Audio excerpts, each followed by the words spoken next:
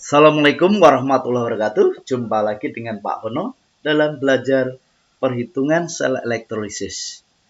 Pada pertemuan sebelumnya kita sudah membahas tentang reaksi-reaksi pada sel.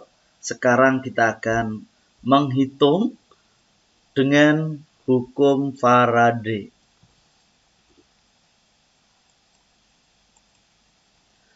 Hukum Faraday. Hukum Faraday 1. Massa zat yang dibebaskan pada elektrolisis berbanding lurus dengan jumlah listrik. Jadi massa yang dibebaskan itu berbanding lurus dengan jumlah listrik. Jadi kita tahu dengan waktu yang cepat dan waktu yang lama, tentu endapan yang terjadi di elektrode adalah beda.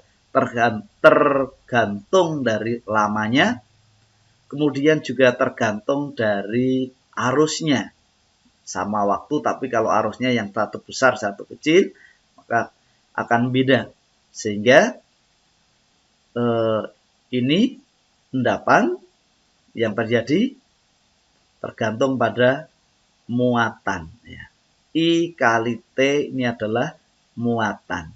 Ya.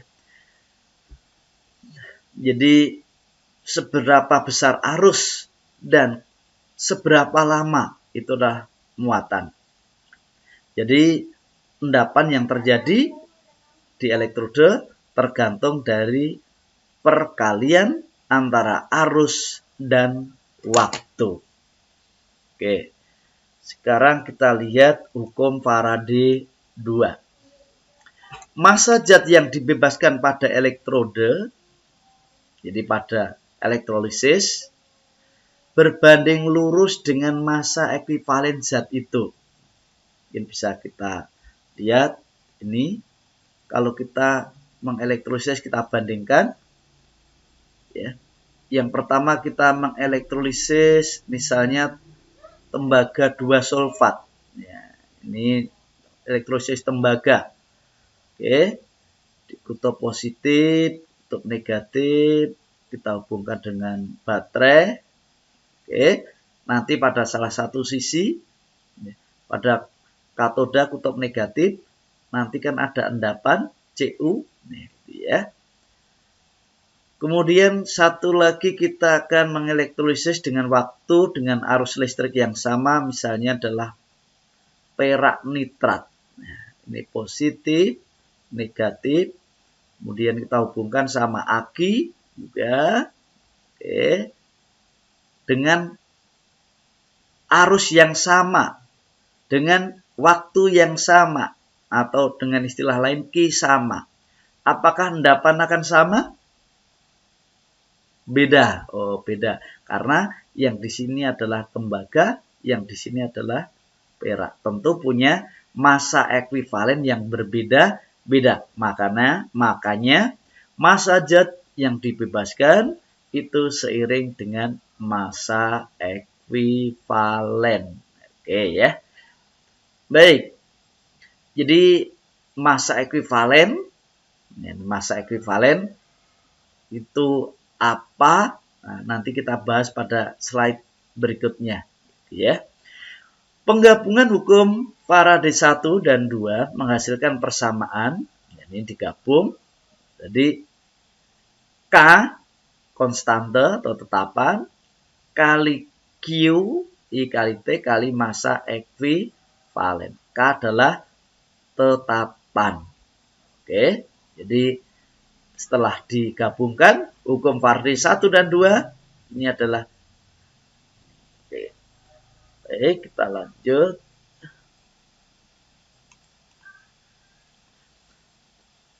Faraday menemukan harga K itu adalah 1/96500. Oke.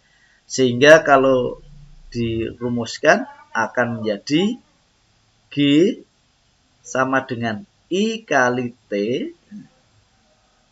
per 96500 kali massa ekuivalen. Jadi ini yang bisa digunakan untuk mencari endapan yang ada pada elektroda. G apa? G adalah massa dalam gram, I adalah kuat arus harus dalam ampere, kemudian T dalam detik, ME adalah massa ekuivalen. Oke.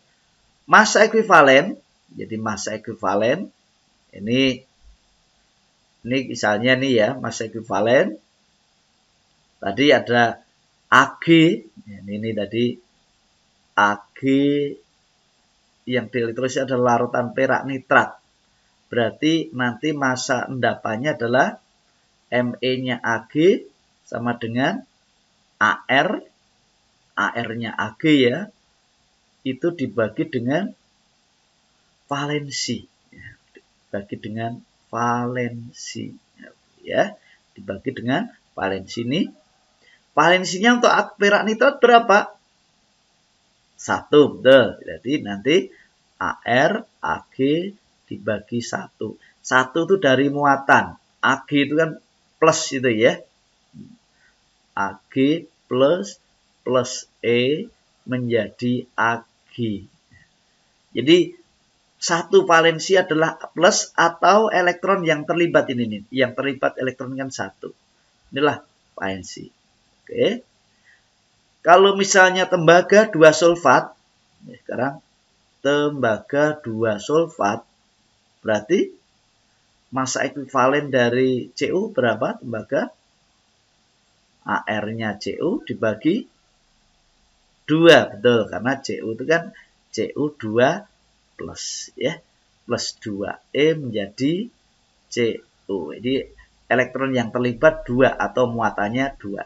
Inilah namanya valensi. Ya, bisa juga ini adalah valensi. Oksigen yang dihasilkan. Kalau oksigen massa ekuivalennya berapa? Massa ekuivalen oksigen adalah oksigen bukan air tapi Mr dibagi apa? Valensi. Ya. Oke, Mr bagi valensi. Valensinya oksigen berapa? Cara mudah ini. Oksigen kan biasa biloknya min 2.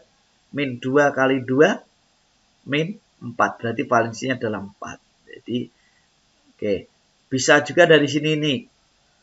2O kalau teroksidasi jadi oksigen. Ditambah 4H plus 4 elektron. Ini angka 2. Nah ini 4 elektron inilah, ini valensi elektron yang terlibat dalam reaksinya oksigen kan 4. Nah, ini jadi ini adalah 4. Oke, Mr-nya oksigen berapa? 32 dibagi dengan valensinya berapa? 4. Jadi massanya adalah 8. Ya. Oke ya. Oke, massa ekuivalennya oksigen adalah 8. 32 dibagi 4. Terus misalnya Cl2 Me-nya berapa? Jadi massa ekuivalennya Cl2 adalah Mr-nya dibagi berapa? 2. Ya, 2. Cl min kali 2. Ini lebih jelasnya Cl min menjadi Cl2 plus 2E. 2 Cl min. 2. Nah, ini ya. Ini 2. Pak, hidrogen. Hidrogen, massa ekuivalennya untuk hidrogen berapa? Ya, Mr dibagi 2 juga. Plus 1, ini kan plus 1 kali 2 ya. Nah, kali 2, jadi 2. Ini tadi kalau ini kan min 1 kali 2, 2 oksigen, min 2 kali 2, oke, 4. Ini adalah massa ekuivalen. Bisa dilihat kalau dalam reaksi asam 2 plus 2E menjadi H2. Inilah valensi untuk hidrogen adalah 2. Ini 2. Paham ya? Oke, ini mengenai massa ekuivalen. Kita lanjutkan. Stoichiometry reaksi elektrolisis. Jadi Faraday menetapkan 1 Faraday sama dengan 1 mol elektron sama dengan 96.500 kolom. Ini ceritanya kayak apa? Ya, ceritanya kayak apa? Oke. Jadi ini adalah terkait dengan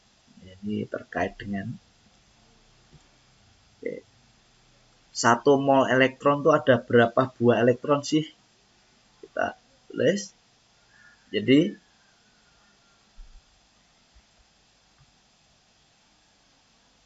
1 mol elektron itu kan ada berapa buah? Ya ada 6,02 kali 10 pangkat 2, 3 buah elektron. Setiap buah elektron muatannya berapa? Kali 1,67 kali 10 pangkat min 19 kolom per buah elektron. Buahnya dicoret. Ini ketemu angka berapa? Ya, ini 9, tepatnya 96.368 kolom. Nah, ini untuk mempermudah, ini para ahli kimia sedunia menetapkan dan menghargai Pak Faraday. Ini adalah mendekati 96.500 kolom. Inilah yang jadikan 1 Faraday adalah 96.500 kolom. Ini adalah 1 mol elektron. Ya, 1 mol elektron adalah ini. Oke. Tuh. Jadi, sekali lagi, mengapa 1 mol elektron ini sama dengan 96.500 kolom dengan dasar apa tadi? Dengan dasar setiap elektron itu bermuatan 1,67 kali 10 19. 1 mol jumlahnya adalah bilangan Avogadro. 6,02 kali 10 buah. Dan setiap adalah ini, maka dikalikan. Jadi buahnya dicoret ya. Buahnya dicoret. Lagi sama dengan 9638 kolom. Atau setara dengan 96.500. Oke, sehingga saat ini 1 mol elektron ini adalah 96.500 kolom. Oke ya. Baik. Kita lanjutkan.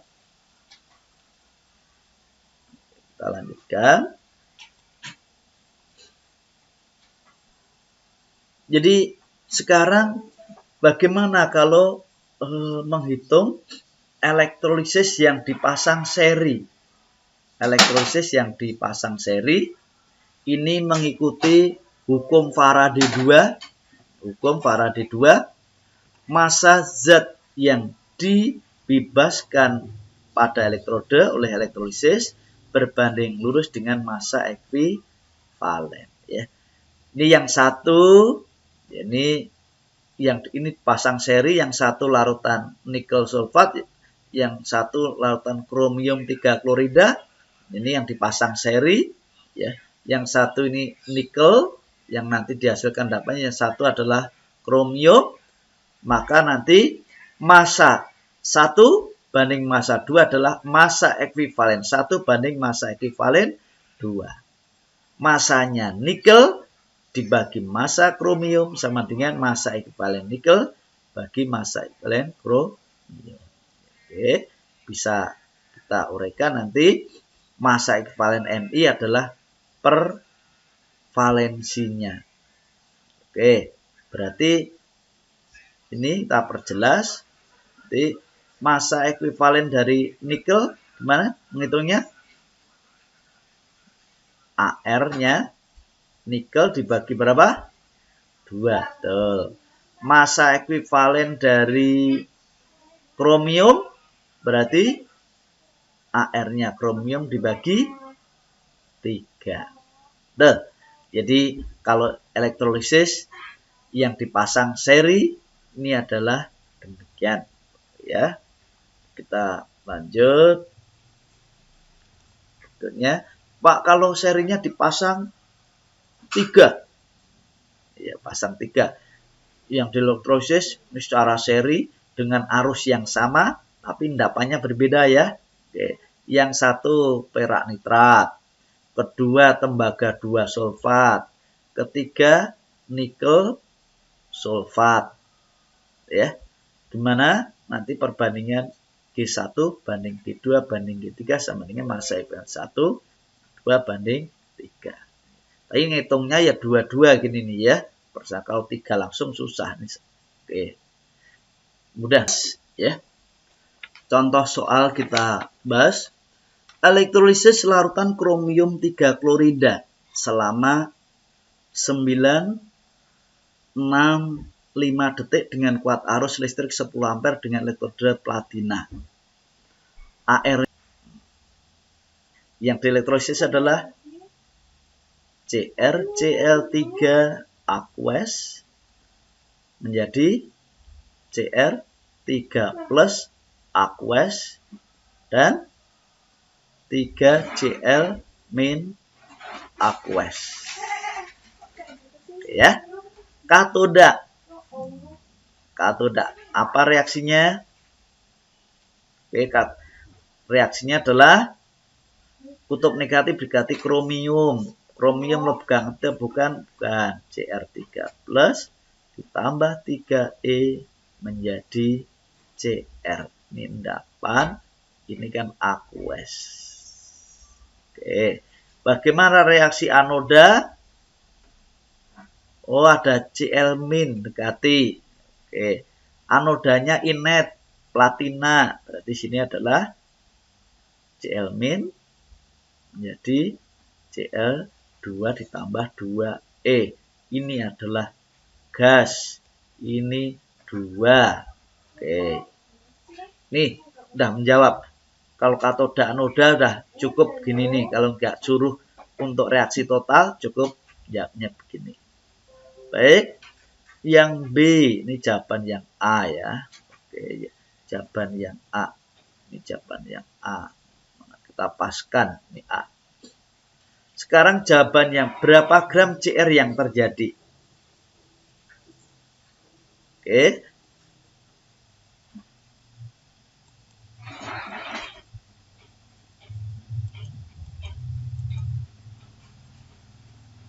Berapa gram kromium yang terjadi? Ini kita nih, ini jawaban yang A. Ini jawaban yang B. Berapa gram endapan kromium? Oh Pak, saya hafal rumus. Misalnya nih, G sama dengan I kali T kali massa ekuivalen bagi 96500. Boleh masukkan. I-nya berapa? Arusnya 10 ampere. Waktunya, waktu harus dalam detik ya. 965. Massa ekuivalennya kromium 52 dibagi 3 dibagi 96500 sama dengan berapa? Ya. Model coret-coret aja ya, coret. Sehingga diperoleh adalah 0,1 kali 52 per 3. Nah, itu ya. Oke, 0,1 kali 52 per 3 atau kalau sederhanakan 5,2 per 3 gram. Oke ya. Oke, 5,2 per 3 gram. Oke, ya. Ada yang sudah ngitung berapa ketemunya? Ini adalah kalau dihitung 1,73 gram. Oke, ya. Ini yang B sudah ketemu.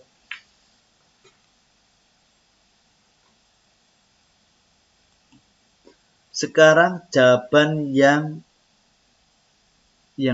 ini tadi yang B tadi pakai rumus apa tadi? G sama dengan I kali T kali massa ekuivalen dibagi 96.500 kolom. Oke.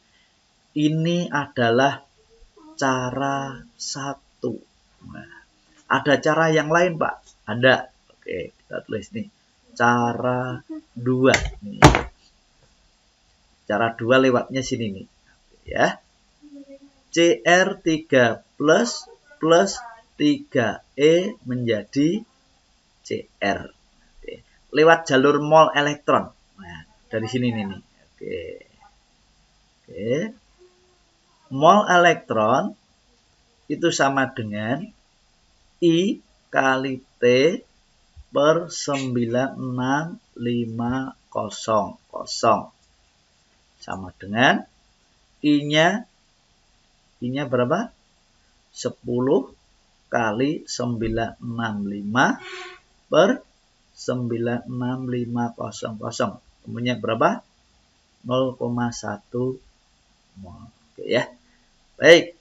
Kalau elektronnya 0,1 mol. Ini sudah ketemu. 0,1 mol. Berarti kromiumnya berapa? Ya, 1/3 kali 0,1 mol. Lanjut. Kalau ada mol, berarti ini adalah 0,1 mol per 3. Kalau massa ya kalikan massa molar 52 gram per mol. Ketemunya berapa? 5,2 per 3 gram. Jadi molnya coret ya. Temunya adalah 1,73 gram. Oh, sama. Cara 1 dan cara 2 sama. Oke. Ada yang tanyakan? Baik. Sekarang ini yang C. Tadi ditanya apa? Volume gas klorin yang terjadi. Ya, ini yang ditanya maksudnya dalam STP. Ini ada berapa? Ya, ada berapa mililiter atau ada berapa liter? Ini caranya bisa cara 1 atau cara 2. Kalian pilih cara mana? Cara 1 dulu. Nanti kalian tinggal pilih ya. Cara 1. Klorin. Klorin tadi adalah G sama dengan I kali T kali massa ekuivalen dibagi 96.500 sama dengan 10 kali 965 kali 71 per 2 Cl2 ya. Klorin dibagi 96500. Oke. Coret. Berarti adalah 0,1. Berarti 0,1 kali 71 per 2. Satuannya adalah gram. Ya.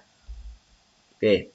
Sekarang kalau ingin dicari volume, cari volume kan harus dibagi dengan massa molar dulu. Jadi massa molar harus cari mol dulu. Molnya berapa? Ya, ini 0,1 kali 71 per 2, yaitu 0,1 kali 71 per 2. Ini dibagi, ini 2 ya, dibagi 71. Ini tadi gram, dibagi massa molarnya gram per mol. Sama dengan berapa? Dengan 0,1 per 2 mol. Oke, 0,1 per 2 mol. Sama dengan berapa? 0,05. Ya. Kalau 0,05 mol, volumenya berapa? Volume sama dengan 0,05 mol kali 22,4 liter. Ini pada STP. Berapa? Kalau setengah 11,2. Berarti 1,12 liter. Kalau ditanya mililiter tadi, tinggal ubah. Udah biar gini dulu. Ya. Sekarang cara 2. Cara 2. Oke. Kalau cara 2 ini cenderung pada persamaan reaksinya. Ya, ini nih ya. 2Cl- menjadi Cl2 plus 2 elektron. Oke. Baik. Mol elektron yang dari sebelumnya tadi berapa? Mol elektron. Sini nih. Mol elektron. Ya. Mol elektron tadi berapa? Jadi dilihat dari mol elektronnya. Oke. Mol elektron ketemunya adalah 0,1 mol. Ini nih yang dianukan. Oke. Ini nih 0,1 mol. Oke. Kembali kita ke sana lagi. Jadi ini 0,1 mol. Pak, tadi koefisiennya 3, sekarang 2. Gini ya.